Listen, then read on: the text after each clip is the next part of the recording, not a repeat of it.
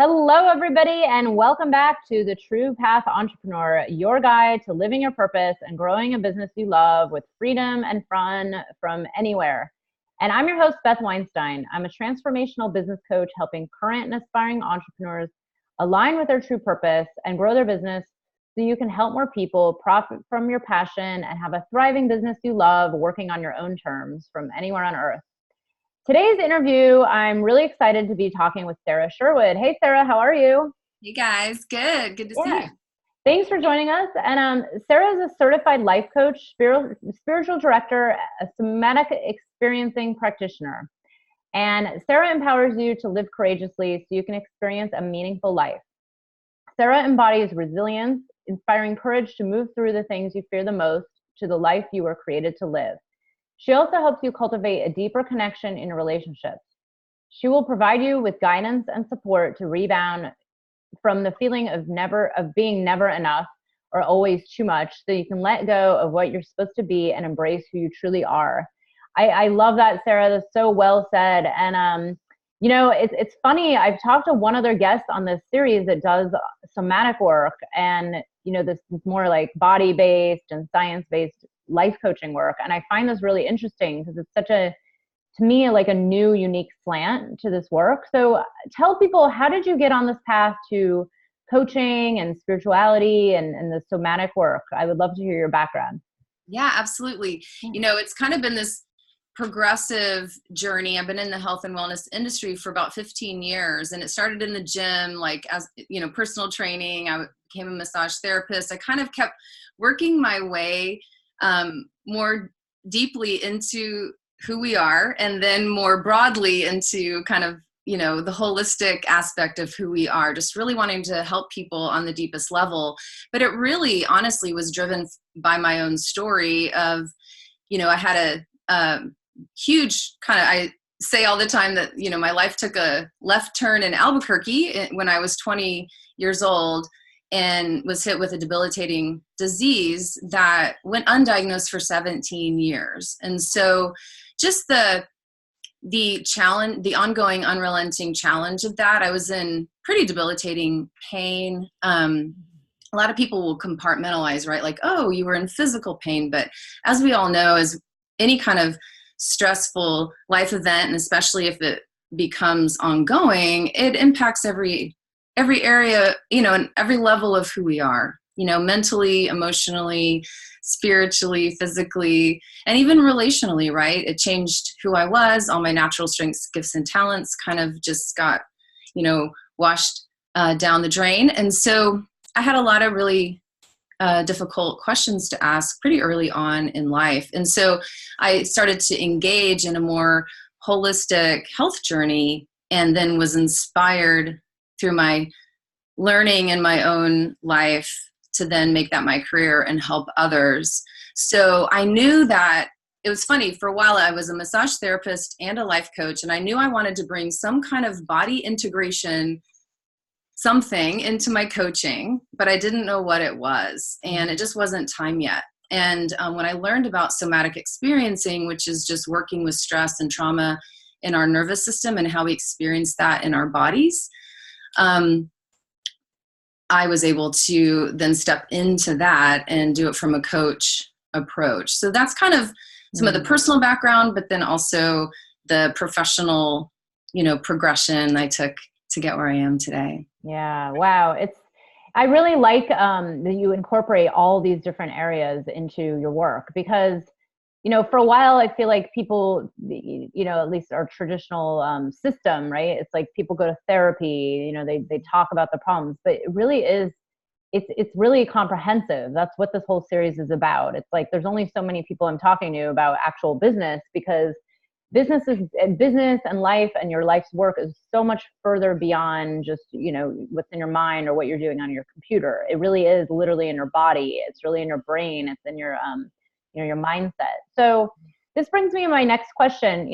As an entrepreneur, as someone who's really aligned with their purpose and really has brought together your whole life experience to the work you do, how would you, what would you say to people who are on this path to really coming into who they really are and trying to discover, what it is that they want to bring to the world, or, what is their sole purpose. Do you have any tips for people along this journey? Yeah, for sure. I think that, I'm so encouraged that there's so many people that are wanting to align their work in the world, their business, whatever that looks like, with their purpose. It's such a beautiful and unique time for us to, be able to partner with that with people. And I think that sometimes we get fed a story that it's a really, A plus B equals C timeline that is measured and full of certainty, and we can, if we just do this, we'll 10x our results or whatever. And so I always work with, and there are really practical strategies that are super effective in all of that. And, I think when you say yes to living your purpose, it's really helpful to, as clear as you are with your goals, your intentions, what of that, what you want, what it looks like, what you see yourself, creating and stepping into, and then how, the practical, like how you're going to get there and how you're going to work it, and all of that is, we sometimes skip who, and we forget, if it's true that I'm wanting to live in alignment with my purpose, it's as important, if not the most important, that I get really clear on who I want to become in that process. And the reason I feel like that's so empowering is because life is full of uncertainty. If we're going to be an entrepreneur, we will experience failure, right?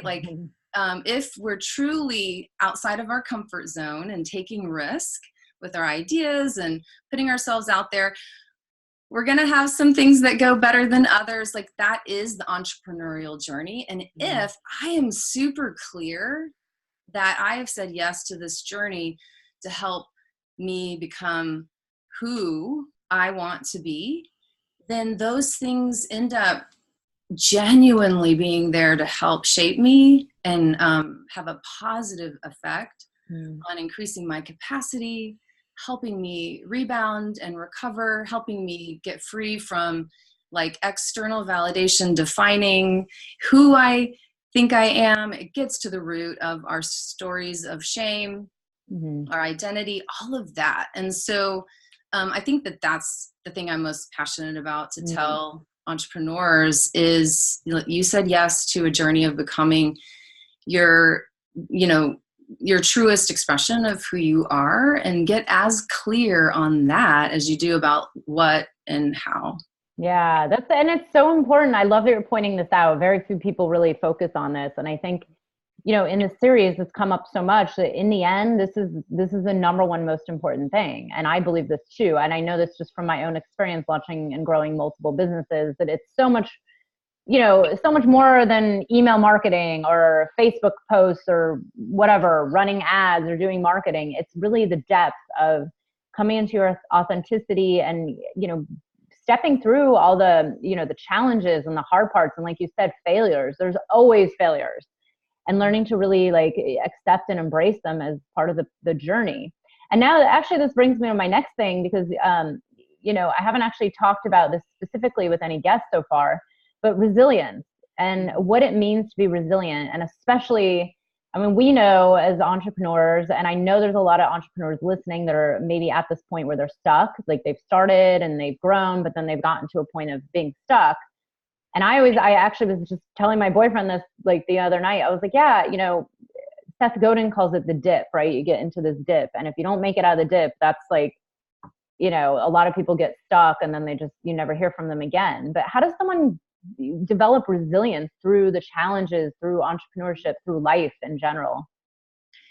Well, I think it's through integration and really increasing their inner capacity. So you can think about it as, if my container is a bucket and it's absolutely full of water, then the only thing that can happen is for it to splash over, it's full to overflowing.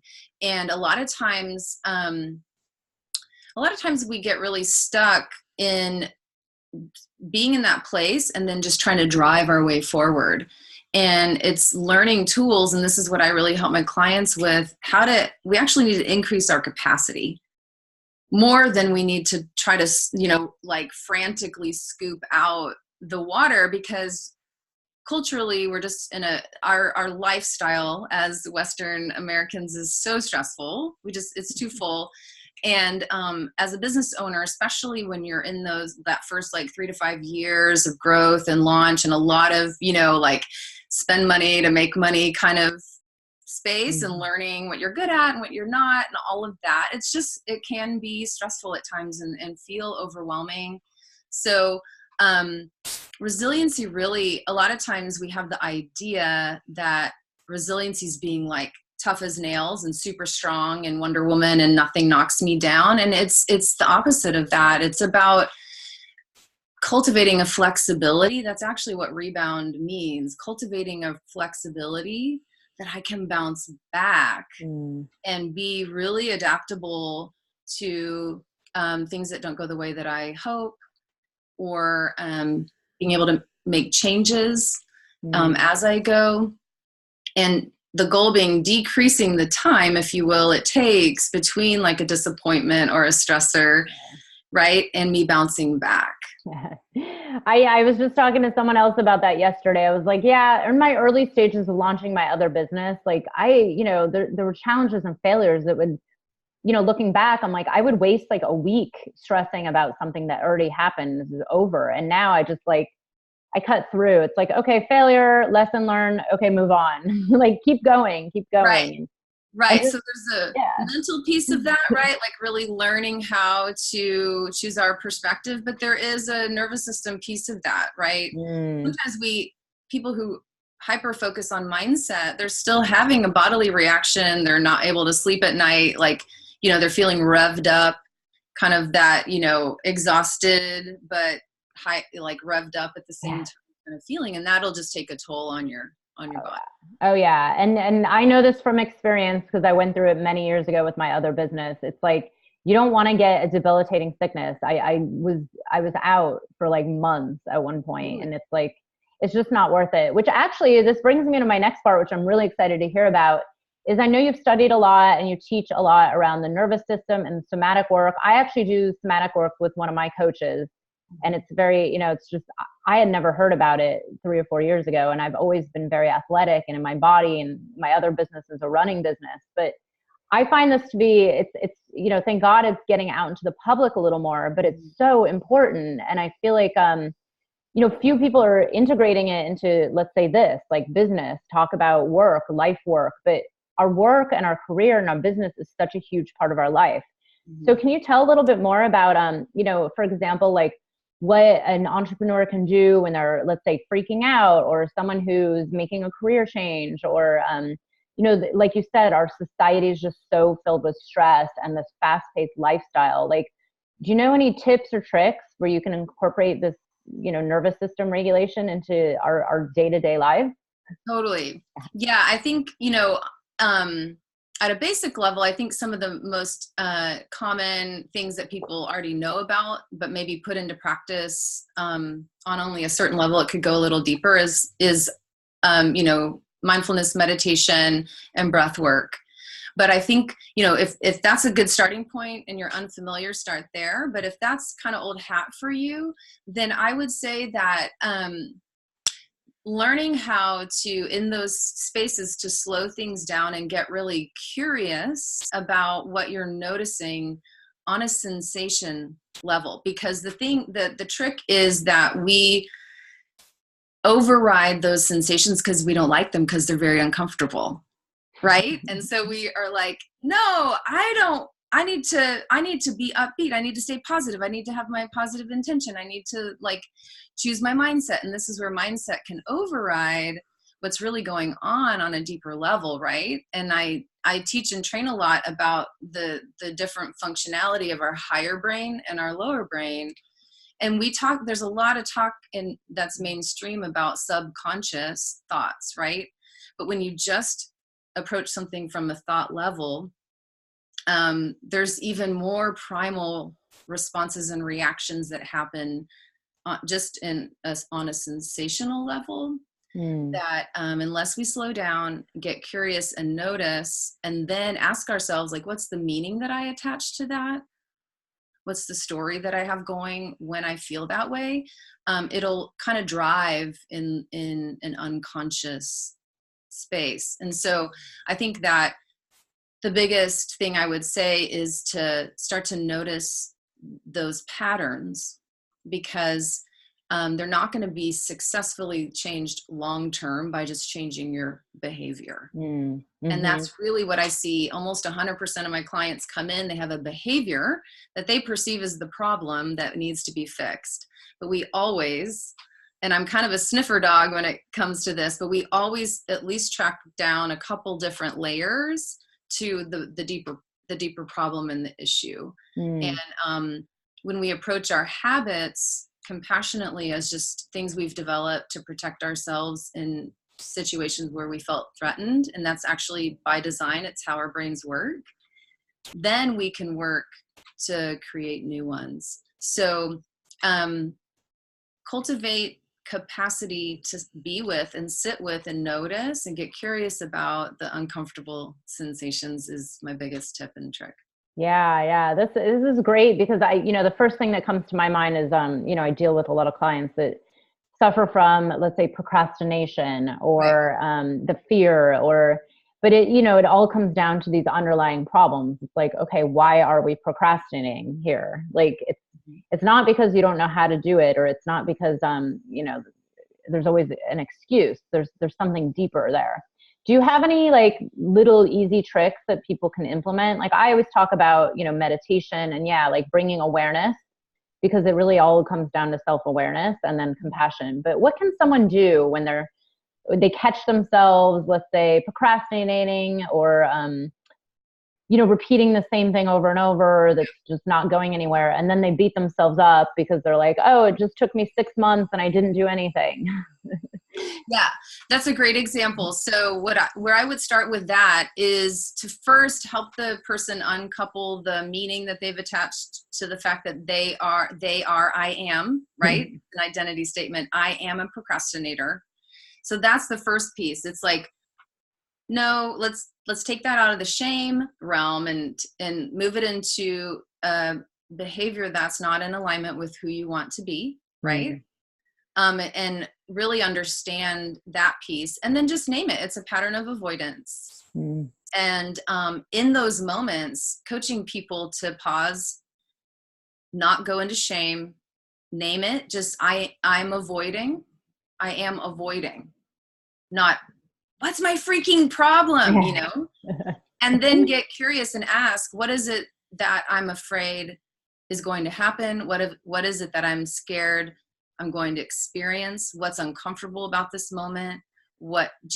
And have some really predetermined, scripted out questions to be aware of and get curious in that moment. And usually you'll get information, and then utilizing those tools to then regulate the emotion, right? It's an emotional response, because what we think creates how we feel. So if I'm perceiving this as a scary situation I need to avoid, then I'm going to feel that way. And then the procrastination behavior is way out here. It's the third step. Yeah. I love that you're shedding so much light on this. And it's funny, because for years I've been making jokes, but maybe I should just go do it, that I wanted to tattoo the word curious on my wrist.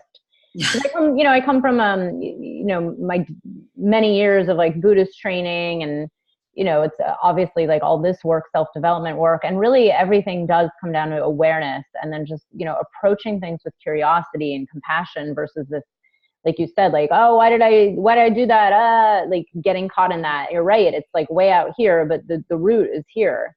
And this is what we need to tackle. So I'm really glad you're teaching this. This is amazing.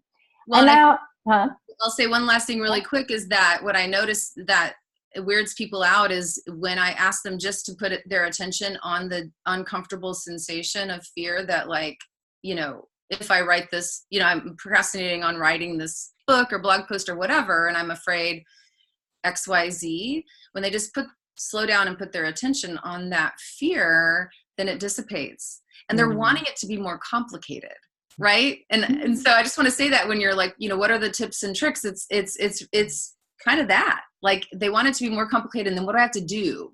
But the nervous system will regulate itself when we start to uncouple those meanings that we've attached to it.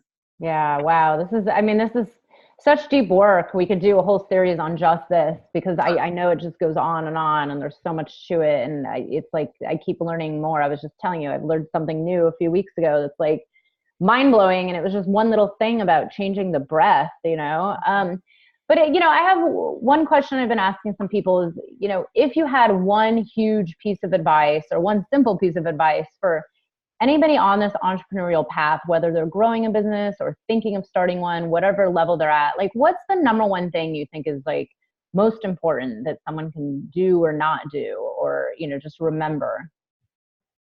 I think that, that's a big question, but I think what I would say is to understand that clarity is queen or king, Clarity is everything, and that it's going to be a process of clarity. And when you can stay really focused on, beginning, middle, and end, hit repeat, beginning, middle, and end, hit repeat is a clarity process. And I'm clarifying, and I'm clarifying, and I'm clarifying, and I'm clarifying. Then it makes it fun, I think. It makes it interesting, and it makes kind of your misfires or things that you start and you don't like, and you're like, this is not life-giving, and I'm going to change this whole thing. It makes it not a big deal. It makes it like, oh, this is part of the process. Because if you're an entrepreneur for any length of time, you're going to completely, this is a blanket statement. Maybe other people have different experience, but I think you're going to reinvent yourself. You're going to develop into something new and different. You're going to try something that was super fun and inspiring for 5 years, and now you're kind of over it, And so if you can just know that it is just a process, and it just gets you get more clearly defined. What you do gets more clearly defined. And if you ever feel stuck, and this is my golden rule, I just immediately go back to clarity process. I don't get hung up in it. I don't get whatever. I'm like, something's not clear. And I go back into a clarity process. And sometimes you can do that on your own. Sometimes you need someone else to support you in that, but just to keep that as your front and center. Incredible. Yeah. Such a good advice. Now, tell people a little bit more about your gift. It's the pause and pivot method. What is this, and what is the gift all about? It's just a really simple but easy to use 2-step process that I developed. The gift is a 2-part video series and an action guide that goes with it, but it helps you choose a pattern that you're noticing that you want to change, and then kind of walks you through the steps of first identifying all the key pieces of that pattern, what you're actually experiencing. Because like I said, we usually only focus on the behavior, but that's just one of the 5 pieces of the pattern and what's going on. And then how to slow down in the moment to pivot into kind of rewiring that pattern and creating something new and different. Wow, this is incredible. And I just want everybody to know they can download the gift on today's email if they click the link. But yeah, this sounds so important. And I know I'm like freaking out because I've been implementing these kind of practices for years, and it only gets better and easier to implement. And it really makes such a difference. I look at who I was, however, I think it was 7 years ago, I launched my other business, and man, if I only knew what I knew now, things would have been a lot easier. So if you can learn this, if you guys can just download this and learn this now, it will save you a lot of pain and frustration. And basically, I look back and I'm like, God, I used to waste so much time just being stuck in the story, stuck in the, the disappointment or the challenge versus just, the resilience and pivoting and moving on, and it's remembering it's a journey. So Sarah, can you tell people a little bit more about, what you offer, what you do, where to find you, anything upcoming? Absolutely. Yeah, you can connect with me through my website. It's sarah-sherwood.com. I'm sure you'll have all the kind of social share links as well available. And, but yeah, I do work one-on-one with clients that have kind of an intensive program process where I take you through, and I basically download and teach you everything I know kind of thing, because that's super important to me. That, you know, a few months from now, you don't need me as your coach, and you can really be embodied and doing this work on your own. And every month I launch a 30-day what's called the 5D reset. And it's basically a detox process on all 5 dimensions of our human energy. So it's really learning how to balance, restore our energy and detoxify mentally, emotionally, spiritually, physically, and relationally. Couldn't remember the one I didn't say. So it's really holistic, but it's just a 30-day process, and it starts at the first of each month. So I'd love anyone who's curious and feeling like I've been wanting to do a detox, but not just like physically, but holistically, then just get in touch with me before October 1st. And I'd love to dive in with you. Awesome. Yeah, this work is so important. And I love the approach you're taking. I find it really, you know, it's this holistic aspect of life and business and entrepreneurship and everything is really so important. And I'm always so happy to hear more and more people talking about this out there in the public, because to me, this is really what's going to change the world and really change lives. So thank you so much for being with us, Sarah. It was such a pleasure to have you. You're so welcome. Thank you, Beth. And everybody, just be sure to grab her gift in today's email and join us tomorrow on the True Path Entrepreneur for more interviews. See you then.